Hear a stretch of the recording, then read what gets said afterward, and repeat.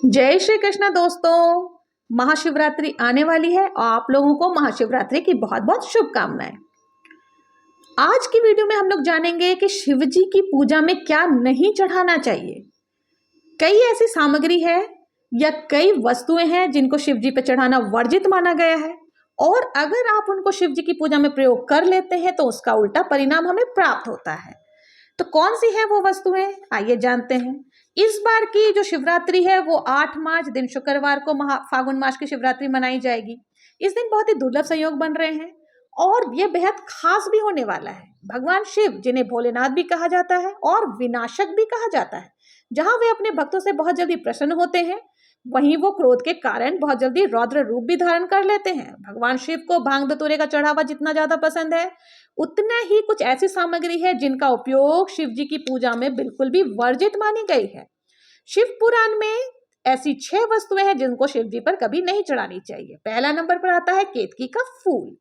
पौराणिक कथा के अनुसार केतकी के फूल ने ब्रह्मा जी के झूठ में साथ दिया था, जिससे नाराज होकर भोलेनाथ ने केतकी के फूल को श्राप दिया और कहा कि शिवलिंग पर कभी भी केतकी का फूल अर्पित नहीं किया जाएगा। इसी श्राप की वजह से शिव जी पर केतकी का फूल चढ़ाना वर्जित माना गया है। आप भी भूलकर कभी केतकी का फूल ना चढ़ाएं। दूसरे नंबर पर आता है शंख। शंख से कभी भी शिव जी के अभिषेक नहीं किया जाता है। शिव जी की पूजा में शंख से अभिषेक नहीं करना चाहिए। शिव जी की पूजा में शंख से अभिषेक करना वर्जित माना गया है। क्यों?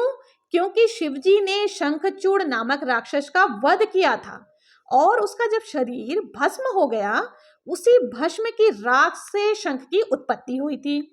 इसलिए शंख को असुर राक्षस का प्रतीक माना जाता है।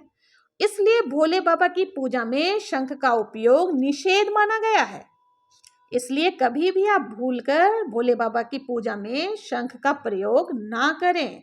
शंख केवल विष्णु जी की पूजा में ही प्रयोग किया जाता है।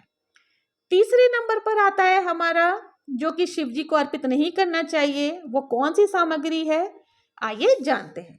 तीसरे नंबर पर आता है नारियल, श्रीफल जिसे हम कहते हैं। नारियल हम साबुत शिव जी को चढ़ा सकते हैं, लेकिन नारियल के जल से भी कभी शिव जी का अभिषेक नहीं किया जाता है। शिव जी पर नारियल अर्पित कर सकते हैं, लेकिन इसके जल से अभिषेक नहीं करना चाहिए। देवताओं को चढ़ाया जाने वाला प्रसाद को ग्रहण करना आवश्यक होता है, लेकिन शिवलिंग का अभिषेक जिन पदार्थों से होता है उन्हें ग्रहण हम नहीं कर सकते, उन्हें ग्रहण नहीं किया जाता। इसलिए शिव जी पर नारियल चढ़ाना वर्जित माना गया है। चौथे नंबर पर आता है हमारा तुलसी पत्र। शिव जी पर तुलसी पत्र हम अर्पित नहीं कर सकते हैं। कभी भी किसी भी शिव जी की पूजा में आप तुलसी पत्र अर्पित ना करें। तुलसी पत्र अर्पित करने से आपको विपरीत परिणाम प्राप्त हो सकते हैं। आप तुलसी जी की मंजरी जरूर शिव जी को चढ़ा सकते हैं। तुलसी जी की मंजरी आप शिव जी की पूजा में चढ़ाएं। और 5वें नंबर पर आता है अक्षत। कभी भी शिव जी को टूटे हुए चावल नहीं चढ़ाने चाहिए। अगर आप शिव जी पर टूटे हुए चावल पर चढ़ाएंगे तो उसका विपरीत परिणाम मिलेगा। चावल को श्रेष्ठ माना जाता है, सभी देवताओं को चावल प्रिय होते हैं। अक्षत चढ़ाने का अभिप्राय यह होता है कि हमारा पूजन अक्षत की तरह पूर्ण हो।